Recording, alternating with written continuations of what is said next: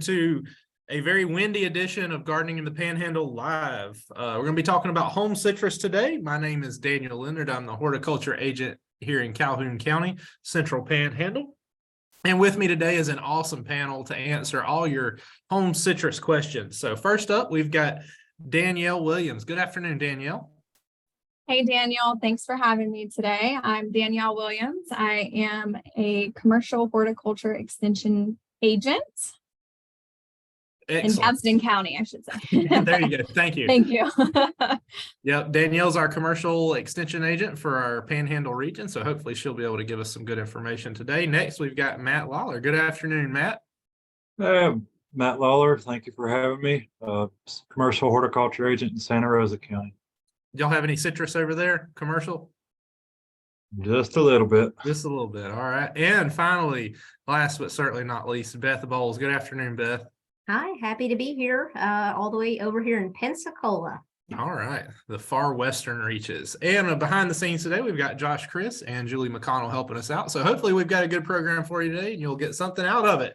So we're going to go ahead and get started talking about citrus variety selection. What are we going to plant? First question we've got to ask ourselves, and we're going to start with our regional citrus agent, Danielle Williams. Danielle, by far the most asked question we had this month. Something we all hear all the time.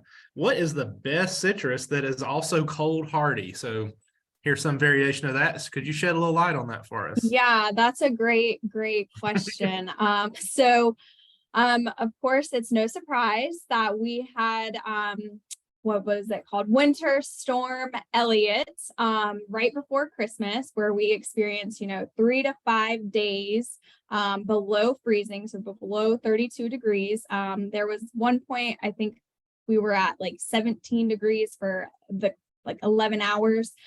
So we got very, very cold in our region. So of course, now we're kind of dealing with some of that, but what we have seen and what we can safely say, we can grow Satsuma mandarins. Those tend to be the most cold hardy variety of citrus that we have, in our area that we can successfully grow. So some of those varieties that you would find are going to be Brown Select, Owari, and Zaishan. So those are 3 of the popular varieties of Satsuma mandarins. We know kumquats are also can be grown. It's a variety of citrus that can be grown. Calamondins are also another. Right now, we're seeing a lot of damage to some of the other different types of citrus that were grown. So lemons, I know, and limes that people have planted aren't looking too great or are completely dead. Also grapefruit. I've seen some grapefruit trees that look excellent, some that look sadder than others. But we can safely say that we can grow Satsuma mandarins. Yeah. And then if any of the other panelists want to share, what they're seeing, please do. But generally, a mandarin type is going to have a little bit more cold hardiness to it. So yeah. Yeah, just from anecdotal evidence in my yard, I can tell you that the supposedly a little more cold hardy Meyer lemons could not, in fact, handle Winter Storm Elliott. So they are both dead, and they're about 10 years old, which was a shame. But anyway, so we'll move on. Thanks for that, Danielle. Matt, this is an interesting question, and I'll let you talk a little bit about, some cold protection stuff with it. But in your opinion, if you want to grow a lime tree, you hear a lot of clients want to grow limes, and we just heard they were not on Danielle's cold hardy list there. Yeah. So what, if you want to grow a lime, which lime would you recommend that grows best here in North Florida?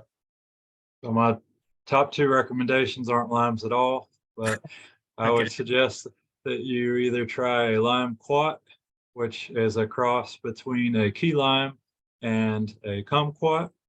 Okay. And then if you want a little bit more juice and maybe more zest, I would recommend a rainpour lime, which is actually a lemon crossed with a mandarin. And if you can find one of those, we have a neighbor that has one, and it produces a lot of, I guess we'll call them limes, but They taste like limes. They make an excellent key lime pie. Okay. And that's a ring pour lime. And you can start them from seed. It's going to be true to seed, or you can start them from cuttings. Just be careful with cuttings because anytime you're propagating citrus, you need to can be concerned about some of the different diseases that citrus can get. Yeah, and Right. it's important to note that in the state of Florida it is actually illegal I knew she was to- going to chime in with Yeah, that. I know. She's sorry. got to get all I mean, we're not legal on us. regulatory, we're educational, but technically in the state of Florida, it is illegal to Yep. graft your own citrus tree. So please purchase your trees from a certified citrus nursery, and look for a tag on your tree. There you go. And y'all just keep that in your minds because we're going to touch on why that is here in just a little while. So Danielle will be back with some more information. So Matt, you've given me some lime alternatives. Well, let's say I just really, really, really want to grow a true key lime. So we did have some folks asked about the chances of successfully growing key limes in containers up here. What have you seen that? And if so, what would be some recommendations maybe you could make on that? Yeah, so we have an excellent publication that's growing fruit crops in containers. And there's a number of citrus that are recommended for growing in containers. They'd probably be one of the easier fruit trees to grow in containers because you can control their size a little bit better. So yeah, I would give key limes a shot in a container.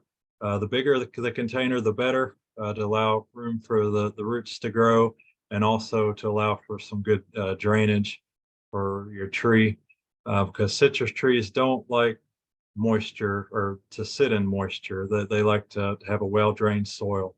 So if you are growing in a container, I'd recommend you get a store-bought potting mix, preferably one that doesn't have the moisture control or whatever they might call it, depending on the brand. But one that's just a generic potting mix, not anything that says garden soil, because you don't want it to hold too much moisture. But if you do have your key lime in a container, this time of year it'd be fine outside.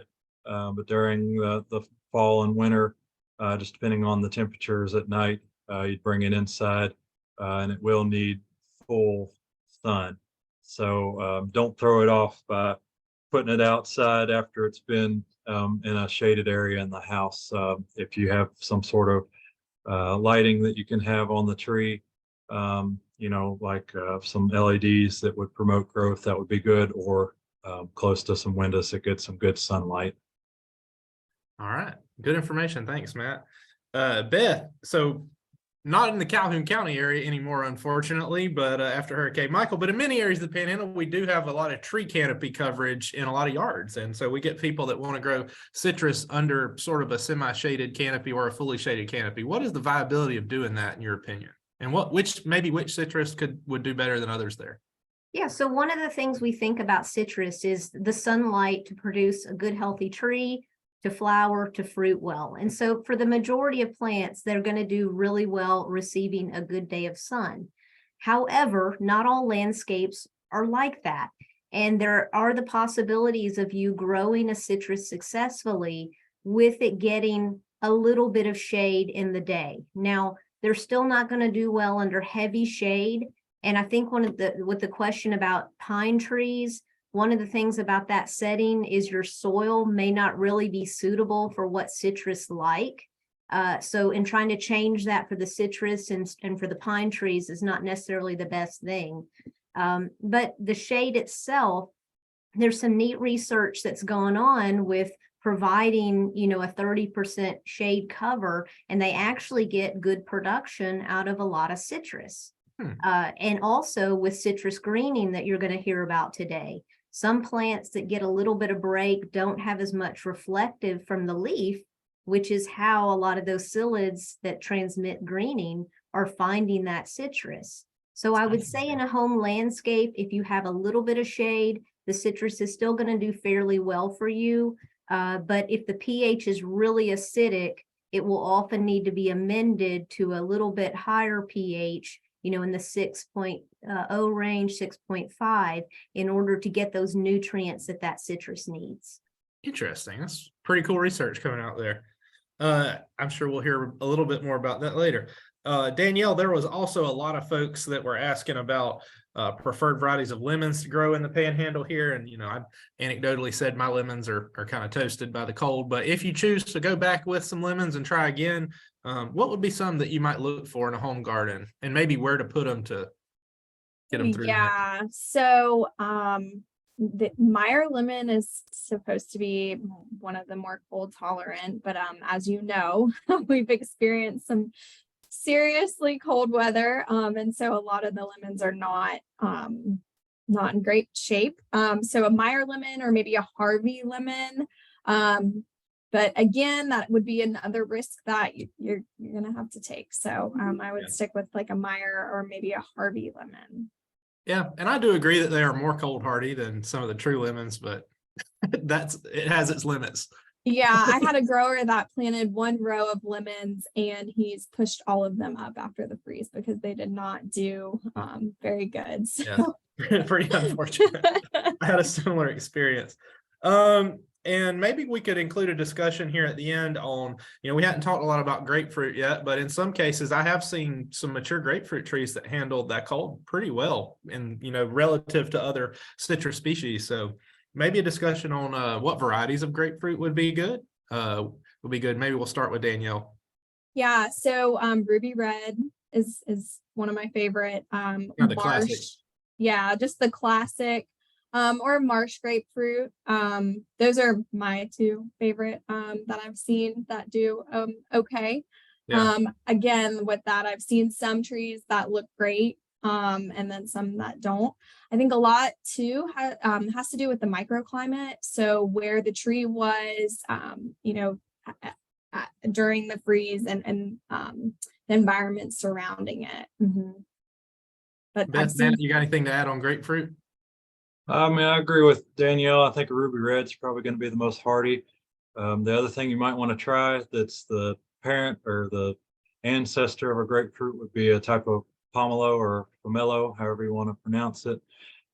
There's some that get as big as basketballs, so that would be kind of a novelty thing. The only thing is to look for them. Each segment of the pieces of fruit, when you peel it open, has a really thick layer. So sometimes, depending on the variety, you might have to peel that off and then just eat the inside of the segment. Sounds like a lot of work. They're Beth, tasty. All right, I'll take your word for it. Bethy, anything to add on grapefruit? Any experience? Yeah, I mean, it's just going to vary so much because when Danielle tells you these varieties, some of you may say, well, mine didn't live. Well, remember, she mentioned those microclimates, and we had them all over. Even within your own yard, you saw vast differences. So these are guidelines, and some years, this is all going to be thrown out the window. That's right. Not hard and fast rules here. Let's move on. Great point, Beth. Great point. Yes.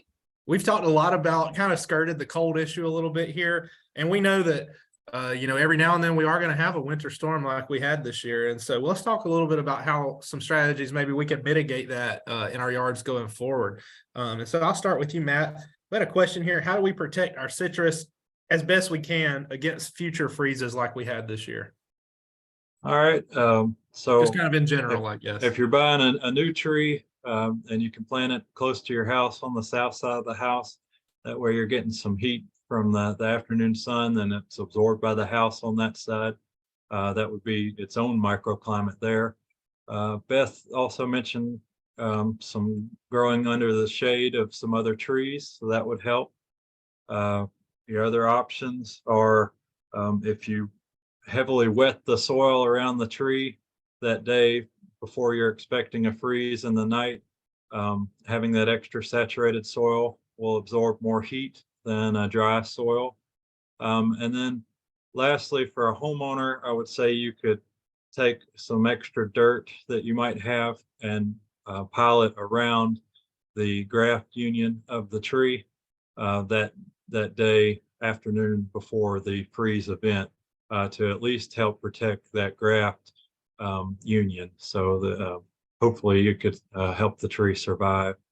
Other than that, if you're getting into production type citrus, then they would do micro jet sprinklers inside the canopy of the tree, and they would run them throughout the night of that freeze and that constant freezing of that water releases some heat. Interesting.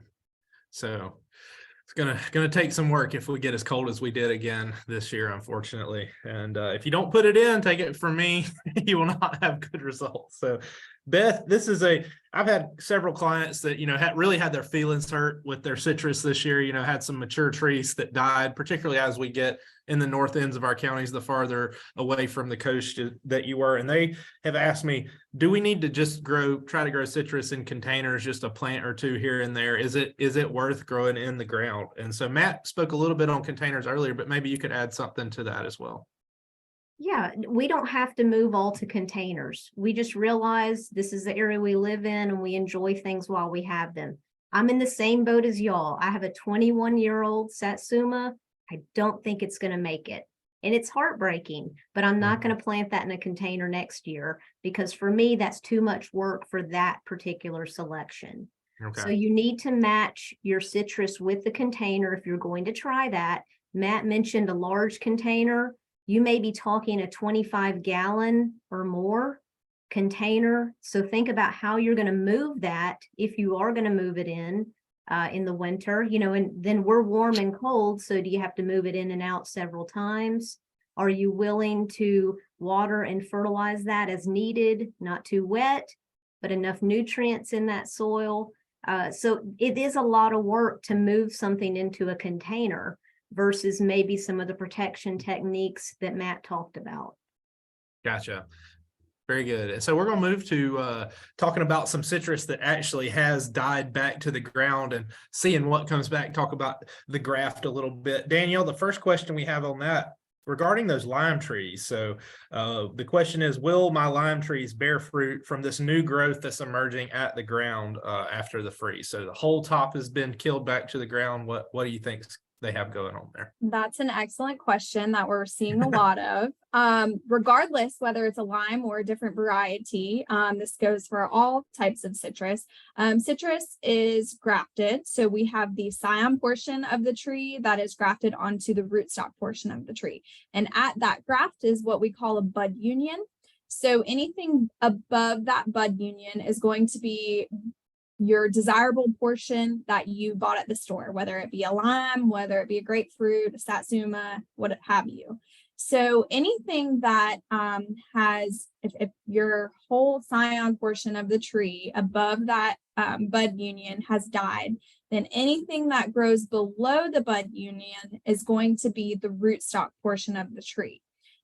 So that is not going to be the desirable portion that you planted. So it is not going to be whatever you planted. It is most likely going to be, a very sour orange, a trifoliate type orange. So you may see suckers growing and very aggressive growth. You might notice that there's thorns on it. You might notice that the leaves are in threes or they look different than before. That is going to be an indicator that is your rootstock portion. So just know that you are not going to have what you planted. Now, if you're seeing growth above that graft union or bud union, then yes, you may see that portion of your lime or grapefruit, whatever you planted, grow out. But you want to watch for that. And generally, the rootstock portion of the tree tends to be very aggressive. It grows very quickly. It will take over. So watch for that. Okay, very good. Although Matt, we'll go to the next similar topic here, and it's on Meyer lemons. So there's a lot of kind of information, misinformation, interesting stuff going on Meyer lemons and whether or not they're grafted or not. So in most cases, are Meyer lemons grafted? Do you know?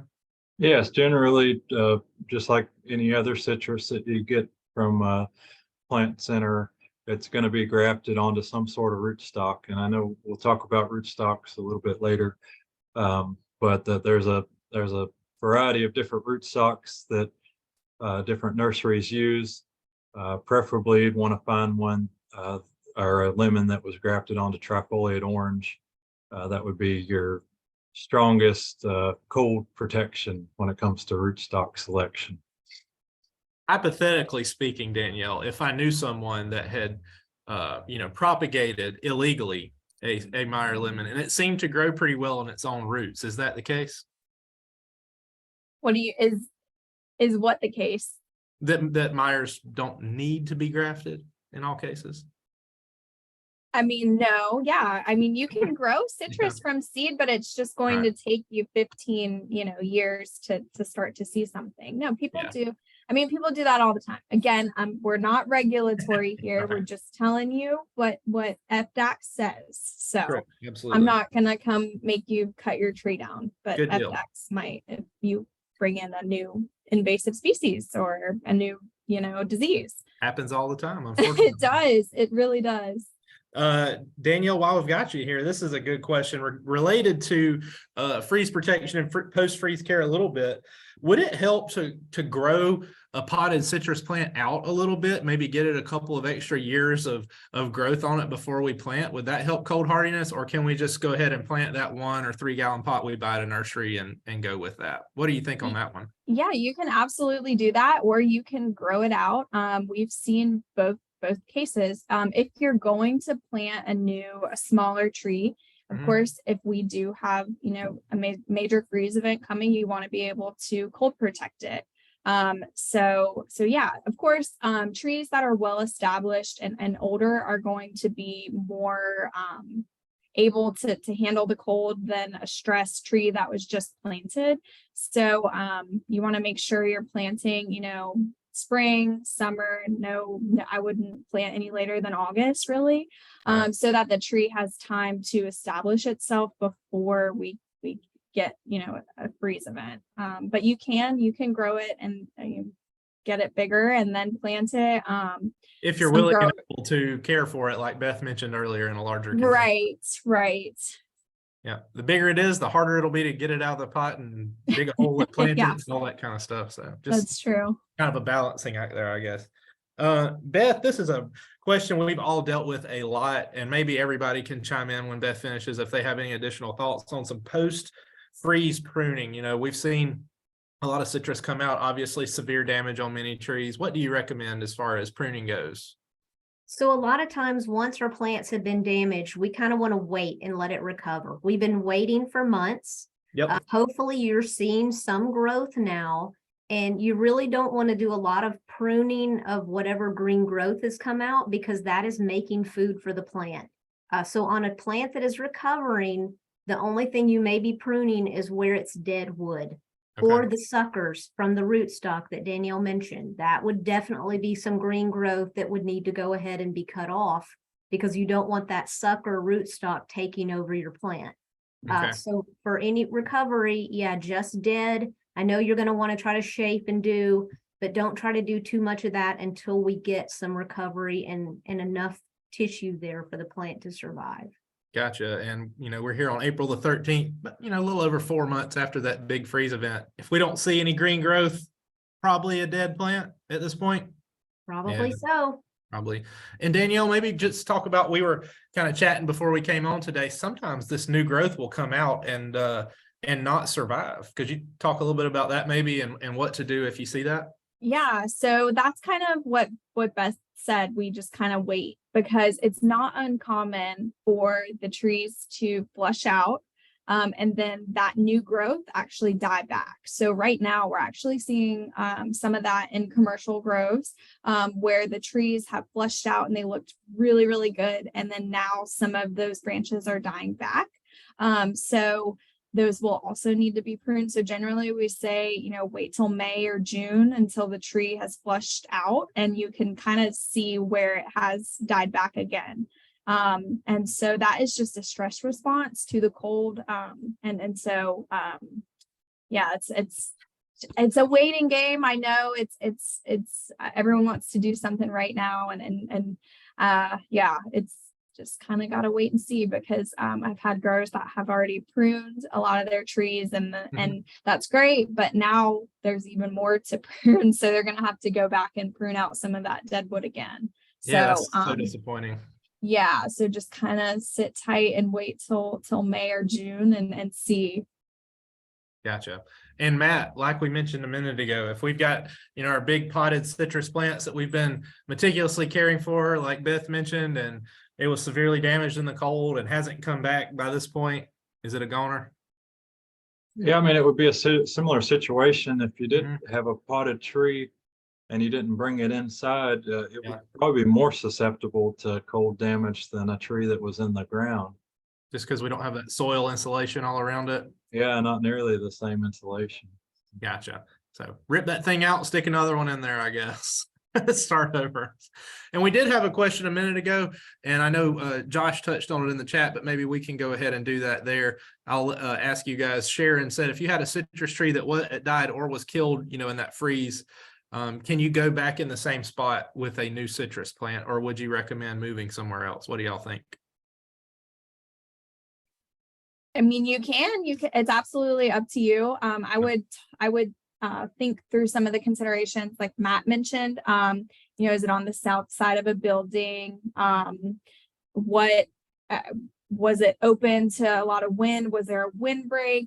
Think about the location and kind of consider that. Is there a reason why it died? Was it just not a more cold tolerant variety? But you can absolutely plant it back in the same spot. I wouldn't think that there would be any reason to believe that, you have any soil-borne diseases or anything like that. So yeah, I would think through some of those considerations in terms of cold, making the best microclimate for the tree to thrive. Good deal. Sounds like everybody's kind of in agreement there. So we'll move on. That's kind of our final thoughts on cold damage for the year. Hopefully we won't have to deal with anything like that next year, but who knows? The weather, we cannot control the weather. So here we are. So we'll talk a little bit about some other aspects of citrus care. And Danielle, maybe the most interesting thing going on in the citrus industry in the last 20 years, in a negative way for sure.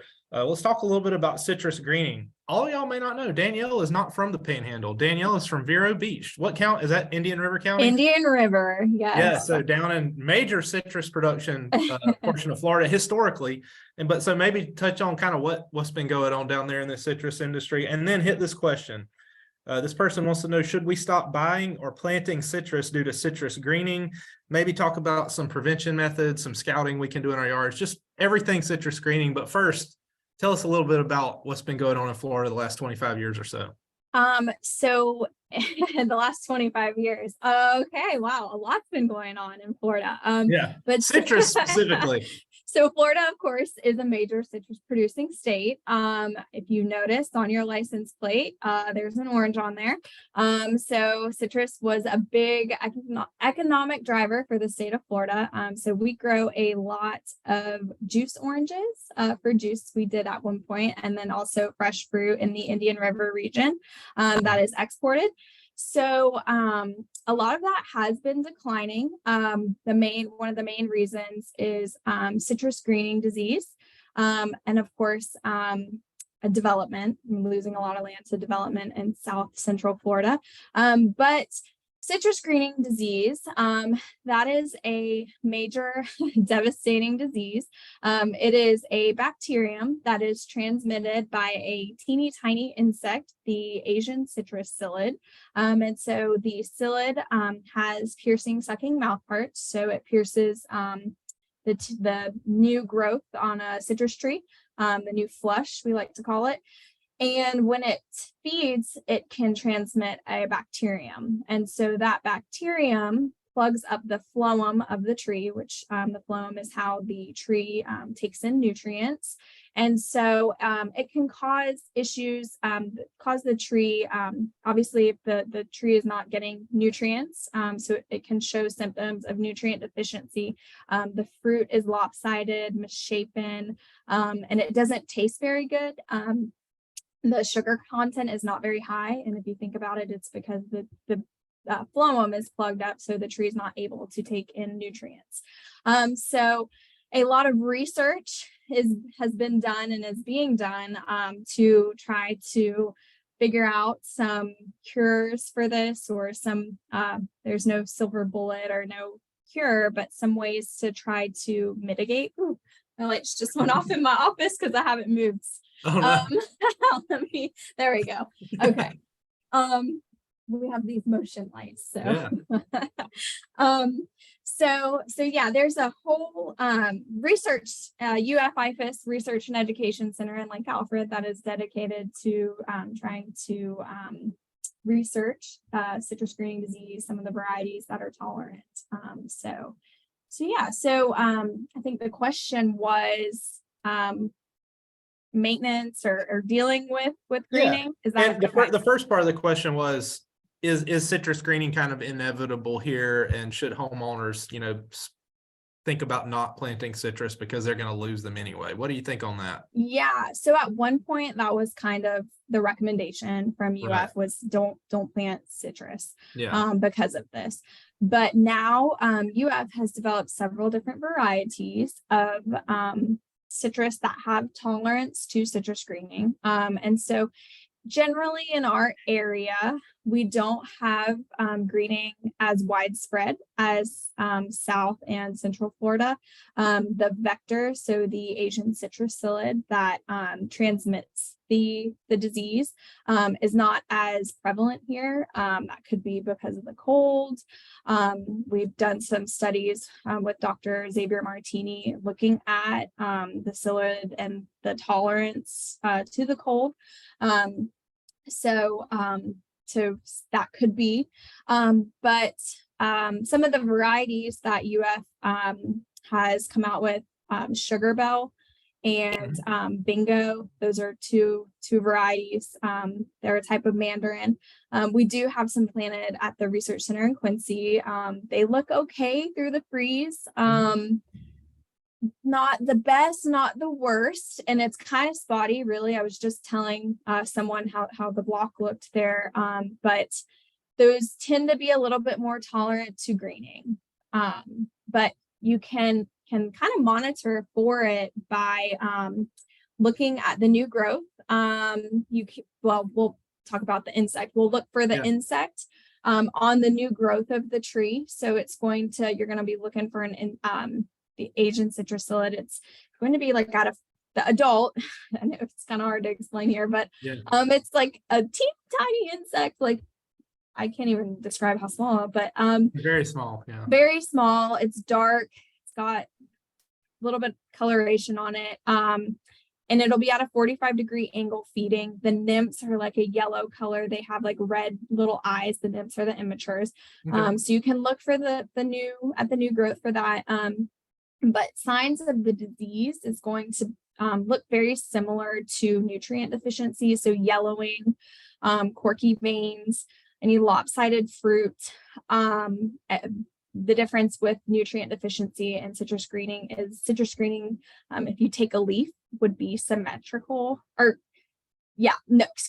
nutrient deficiency would be symmetrical. Citrus greening is going to have more of that blotchy model. Mm-hmm. So if you think you may have citrus greening, what's the best thing you can do? Would be contact your local county agent? Yeah, if you would like help to identify greening and you think you might have it, you can contact your extension agent. We can come out and look at it, take a sample. Really, there's no cure for it. So the tree is going to decline, slowly. You may even notice that your fruit has already declined and not, been great quality. So you can contact your agent.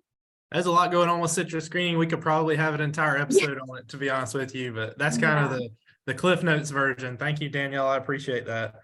All right, Beth, Danielle kind of mentioned this earlier, but we had a bunch of citrus trees died, but we're ready to get started with them again. We're gonna do it all over again. So if we're gonna do that, when should you plant citrus trees, and is now too early? All right, so we're going to go back to Danielle saying you need to buy your citrus from a reputable nursery. It is a registered citrus tree.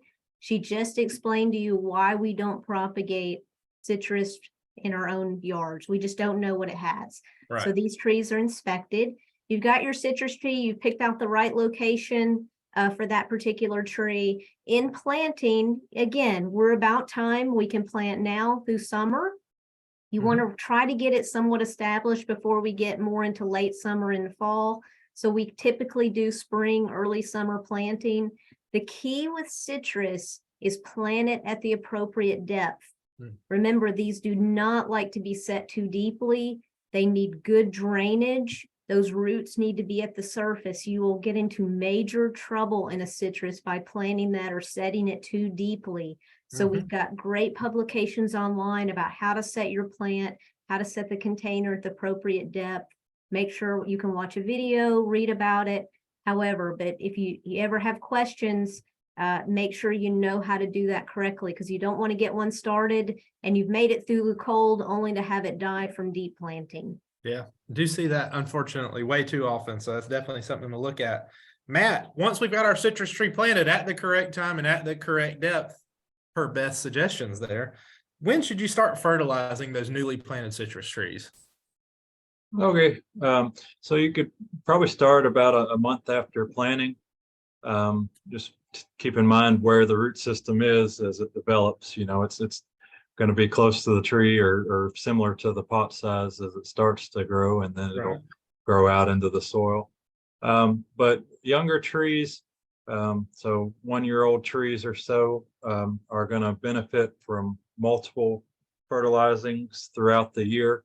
So first year, start fertilizing 6 times a year, and you'd break up that fertilizer into like a quarter to half a pound increments, depending on the fertilizer grade that you're using. So is it a 666, 888, 1010? You know, what is it? Will depend on how much you'll actually use. So we did post a publication on citrus culture, and it has a nice table at the end of the publication, and it helps you break up the fertilization by year of the tree's growth. Okay, very good. And Danielle, as those trees continue to get older, and now a lot of us fortunately had some satsumas that survived the cold. We've got these mature satsuma trees. What would be your fertilizer recommendations on a mature satsuma? Yeah, so just like Matt said, as the tree gets older, you're going to want to fertilize it more. And so Matt too, like was mentioning that. And so there's a really good document, the citrus culture in the landscape. I think that was put in that can help with that. But so anything 5 years and higher, you want to fertilize depending on the blend of fertilizer you're using, 666, 888. You want the tree to have about 1 pound to 1.5 pounds of nitrogen. So a year. So that's going to be in split applications. So anything 5 years and older, you're going to have 3 applications a year. So again, that would depend on the type of fertilizer you're using. There's a really, again, in that publication, the citrus culture in the landscape, if you go to the last page, there's a table there that breaks down which if you're using a 666 or an 888 or a 1010, how much to put out for each application. Okay. I have a little follow-up for you, Danielle. So as far as I have a lot of clients that like to put out or ask me about these pre-blended citrus fertilizers. You can get it like Lowe's and garden centers, or is that a good option as well? Yeah, that's totally fine. I know that there's one that's really commonly used. That's an organic fertilizer. Just keep in mind the nitrogen ratio. You want to make sure you know how much nitrogen is in it. You might have to use more than you would think. So yeah, but yeah, a citrus blend is absolutely fine. Okay, very good. Thank you. We'll go to Beth for the next one. Beth, kind of related to fertilizer a little bit, have a lot of, again, there's kind of a different schools of thought on this throughout the years. And so what is your opinion on mulching around citrus trees? And if you do recommend mulch, what kind? Yeah, a lot of times when you read a citrus publication or production citrus, they don't recommend mulch. And the reasoning behind not using mulch is because if mulch is up against the trunk or piled, close to where that trunk is, there's diseases that can happen on a citrus. We need well-drained area. We don't need water to hold in that area. However, the home landscape, we all use a lot of mulch. So if we're careful about using that, we can get away with some mulch or have a citrus tree planted in a plant bed with mulch and other plants. We Okay. just want to make sure that that mulch is not against the trunk. It's well away from the trunk, but we can keep it, you know, a few inches deep, 2 inches deep, out amongst that root system to hold in moisture, to prevent some weeds, to keep the soil regulated. So an organic mulch is fine in that kind of Okay. setting. And that's also going to help you if you're mowing, especially if it's in a lawn, to not have grass growing up to it where water's going to hold and you're going to have weed eater potential damage that can nick, and then some diseases get into your citrus. So you kind of Gotcha. choose the mulch you like, whether it's a wood mulch, whether it is a pine straw.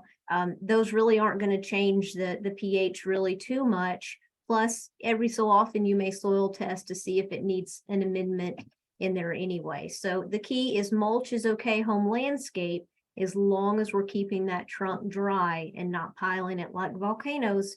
No volcanoes for citrus. Okay, very good. So they are susceptible to that, and that's where it comes from. So good deal. You can mulch. You just, again, you got to follow Beth's recommendations there. All right. Thanks, Beth. Matt, have a question here. This client has 2 orange trees. You know, they're about 5 or 6 years old. And I hear this all the time. Have clients say, my trees flower, but I never get any fruit. So what am I doing wrong here? Could you talk to that person a little bit there? So I would have 2 guesses on this. I mean, of Okay. course, you know, it'd be better to talk to the individual client to help, Sure. you know, get some more background on the issue.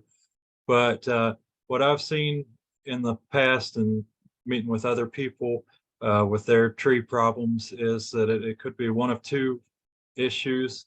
One may be that the tree's getting too much water, so maybe there's an irrigation system for the turf area of the yard, and it's, you know, turf's going to need a little bit more water than citrus, or at least it's going to need it more frequently.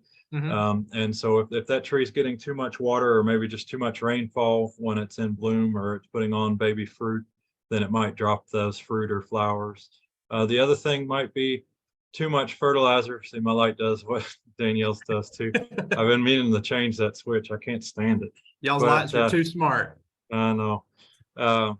So if you fertilize too much at one time, and especially too much when the tree is trying to put on flowers or fruit, then that fertilizer having too much nitrogen in it is going to tell that tree, hey, I don't need to procreate. I can just be happy on my own and just put Okay. on more leaves and not worry about fruiting. All right. And Danielle, I've noticed this with a number of other fruit trees. When they're very young, they'll set fruit and then abort. Much of that, is that normal with citrus as well? Yeah, so typically here in this region, we find that we have satsumas, they'll put on fruit Mhm. and then abort. June drop is one term Okay. for it, There you to go. shed a lot of that fruit because they've had a lot of fruit set and then they shed that. So yeah, that is normal. Okay, very good. I always have lots of people asking that. Again, as with many things, that hurts the client's feelings and hurts my feelings as well when you see all those little fruit going away. So thank you, Yeah. Matt. This is a concept I know very little about, but I know you have delved into this a little bit, and the concept is permaculture. And so if I want to plant some citrus, can that work if somebody wants to, you know, implement a permaculture type system in their lawn or landscape? Yeah, I think that would work. You know, the citrus trees do have a pretty good sized canopy, Mhm. so they would produce some shade. So you might want to consider maybe some lettuce or some different herbs underneath the canopy or close to the tree. You might also consider trying to think what else would do well. Something that's lower growing. Maybe I wouldn't want anything that would vine up a citrus tree, and then you'd have to deal with that issue later on. Okay. The other thing with permaculture that we have to, you know, I guess we still call it permaculture, but that type of gardening in this part of the world, you know, we have a lot of rainfall, a lot of humidity. Think about things that aren't going to have the disease pressure because, you know, having plants so close together, you might run into some potential disease issues. So you might want to spread your plants a little bit more if you're doing permaculture gardening in this part of the world. Okay, very interesting. Something I need to learn more about probably. So Danielle, let's say our hypothetical citrus, we followed you and Beth and Matt's recommendations. We've picked a good variety. We planted them correctly. Maybe we've put a little mulch, but we've pulled it out a little bit. We're going to fertilize right and water right and all of that.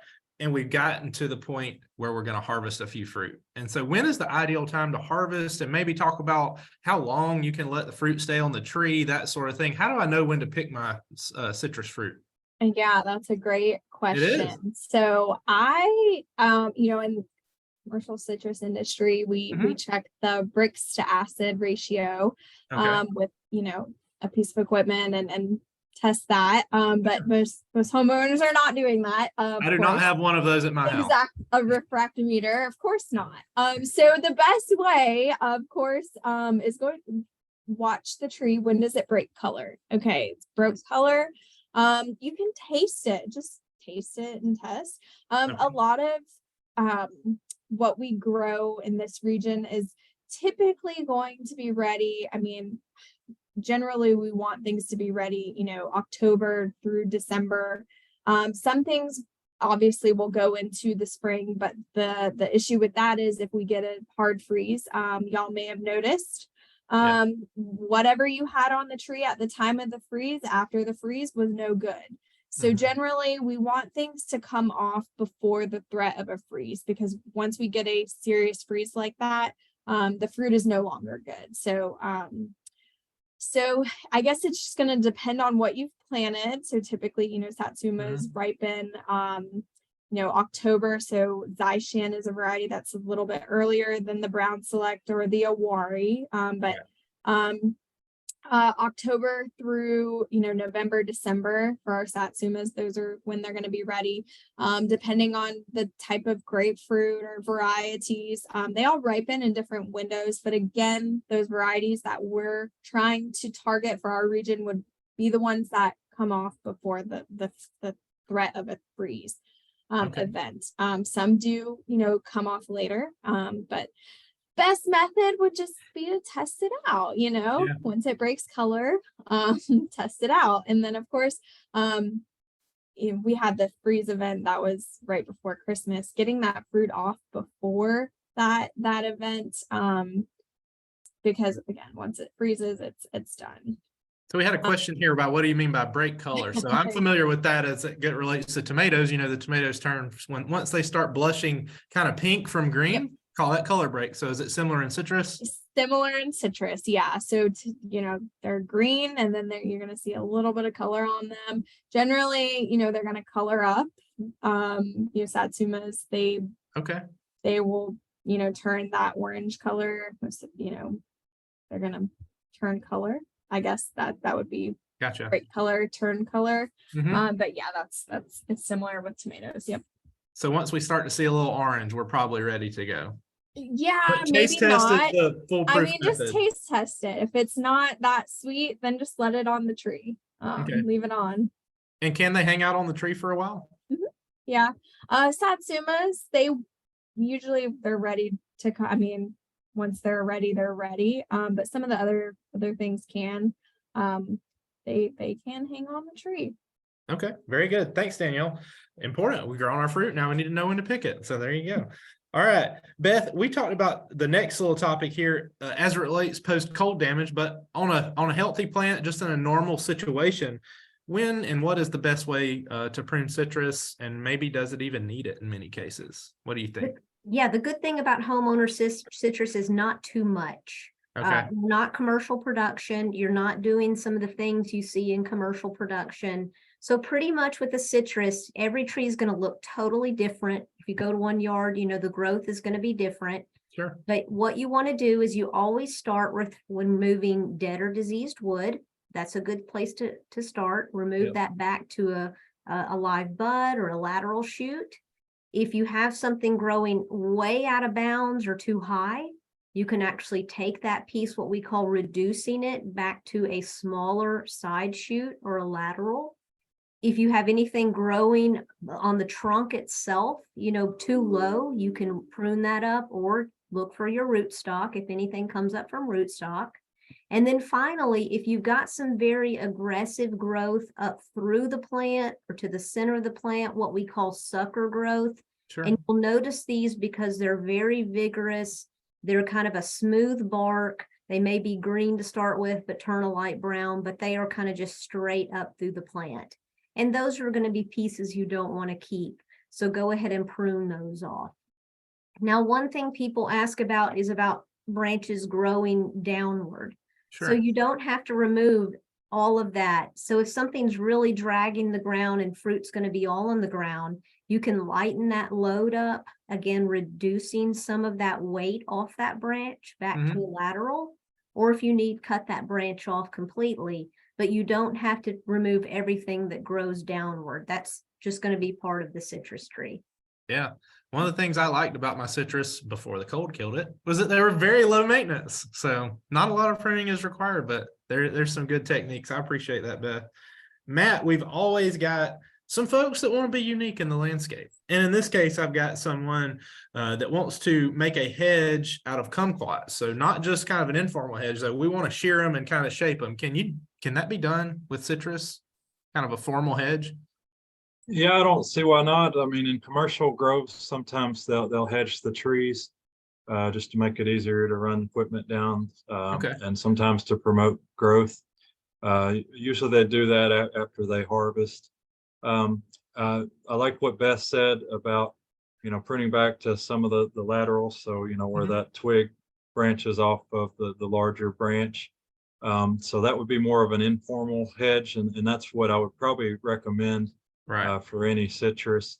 It would take more time and more thought to go back to what branches are going to grow out more and that we need to control. But that way you're not cutting into some of your fruit production nearly as much as you would if you're hedging, or having to worry about more freeze damage if you're hedging later in the season and Right. then you got cold weather coming and hitting it. But one citrus that does do well as a hedge is trifoliate orange. I mean, I've seen those in central Alabama as hedges, and they make beautiful hedges. They just got some thorns on them, so they're good for hedges if you want to keep people out. I was going to say maybe an impenetrable hedge is what you have there. That's good. So Danielle, we'll finish up. We got a couple things here. We'll finish up with you. This is a very common problem that folks have. Some leaves on our citrus, particularly Meyer lemons, look wrinkly every year. What is that, do you think, and what should they do about that? Yeah, so most likely my gut is telling me it's likely old leaf miner injury. Okay. Citrus leaf miner, I would assume. I see this a lot. A lot of times people will bring in samples for us.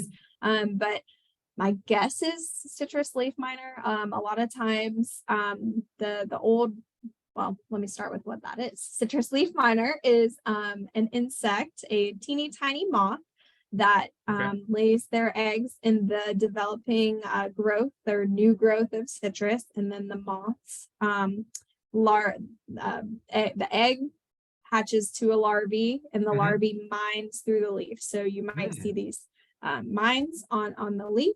So those are the little lines you see running through the leaves. Yes. Gotcha. Yeah. And so a lot of times as the tree grows and that leaf expands, the mines kind of look ugly. They're curled up, the leaves curl up, and then the larvae pupates and then grows into the adult. So when people bring in those leaves, a lot of times there's nothing that you can do because the larvae have already mined through and grown into the adult, and there's actually nothing in the leaf. You're just seeing the old mines. Okay. Someone else may have another idea, but that is what I'm assuming is going on.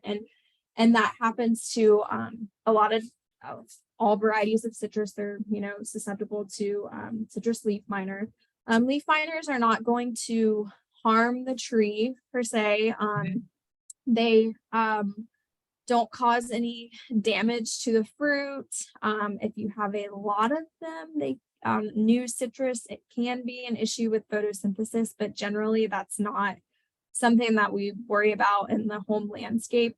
It just cosmetic essentially to the leaves. Yeah, it does look bad, but I've never, now that you say that, I've never really seen it kill a citrus or even harm yield at all. Yeah. So very good. Thanks, Danielle. Next question. How can I better protect my citrus from bugs during the summer using natural products? So what, do we have a lot of issues with bugs in the summer, Danielle? Yeah, so again, a lot of this is going to go back to making sure you're planting the right plant, the right place. Right. So when you do plant, you want to make sure not just bugs, but even disease, you want to make sure that you're setting that plant up to thrive. So you want to make sure your tree is, planted in the great spot.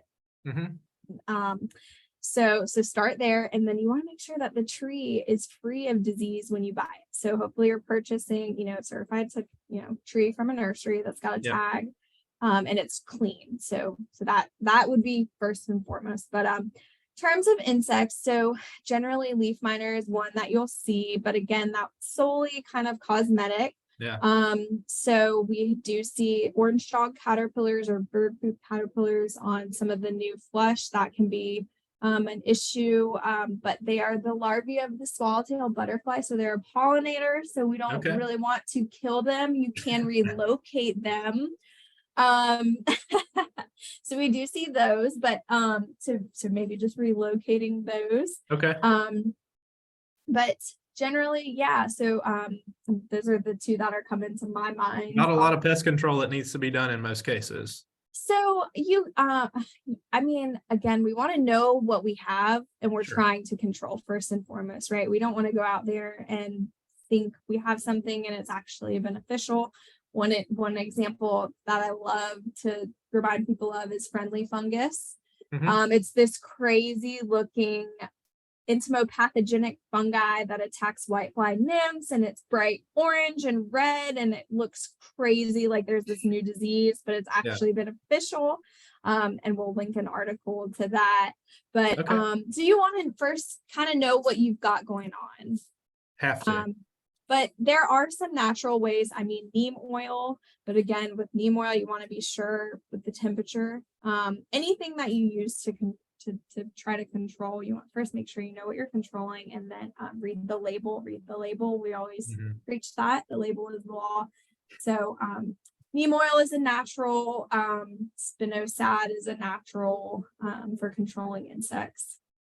So on a lot of times on various fruit trees, you hear people do dormant oil applications. Is that something you need to do for citrus? Yeah, you absolutely can. Can. That can help with disease as well as insects. Yep. Okay, cool.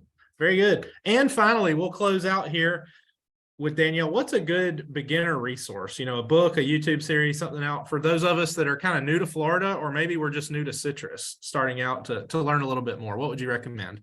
So first and foremost, I'm going to say our Gardening in the Panhandle newsletter. Whoop, whoop. Okay. So there's a lot of great information on there. But the Citrus Research and Education Center has recently launched a new homeowner website for citrus. They have videos on planting citrus. They have videos on if you are going to use an insecticide or a chemical, how to apply that, planting citrus. They have launched this new website to help homeowners with citrus. So I would refer folks to that website, and I think we've linked it in the chat. Great. Yeah, it's in the chat. That's an awesome resource. Thank you. So I'll just finish up here, see if any of y'all have any final parting thoughts on citrus. I know Beth always has some wisdom to drop on us. You got anything to add, Beth? No wisdom, just be patient, everyone. We're still waiting to see what happens. Okay. Yes. Danielle, you got any last thoughts you'd like to give us today? I agree with Beth. Just be patient. We're learning. So we've got, it's learning for us to see kind of what happens with some of the newer varieties that were planted this way. And so we're all in this together because we're all dealing with this. So. Don't give up on citrus. Yes, don't give up. Matt's ready to give up, I think. Matt, do you have any parting thoughts for us today? No, I'm happy that I have tangerine trees that are fairly tall, so they're able to avoid some of the freeze damage. Okay. But I know that the Research Center in Quincy is doing some work on just seeing how different varieties were affected from the freeze. So stay tuned for that update once they get that completed. Yeah, hopefully we'll, we had a really mild winter this year, except for those 2 or 3 days that were exceptionally cold. So hopefully we can avoid that next year. I do want to invite all of you back here, March. It'll be May the 18th, 2023. So 1 month from now, May the 18th, our next Gardening in the Panhandle Live is going to be on managing pests at home. So this will be home gardens, home landscapes, that kind of thing. So bring us all your bug, your fungus, your various disease questions, and we'll try to get those answered for you on that. And after our May episode, we will take a short break for the summer and come back to you late summer, early fall, August, September, somewhere in there. So with that, please do remember to take our survey. Julie McConnell just linked that in the chat. It does help us know what we did right, know what to do better next time, continue to always get better with Gardening in the Panhandle, these webinars for you guys. So with that, I will close this out today. Thank you again for attending. Everybody have a great afternoon and good luck growing citrus this year. Bye, guys. Thanks, Bye. Daniel.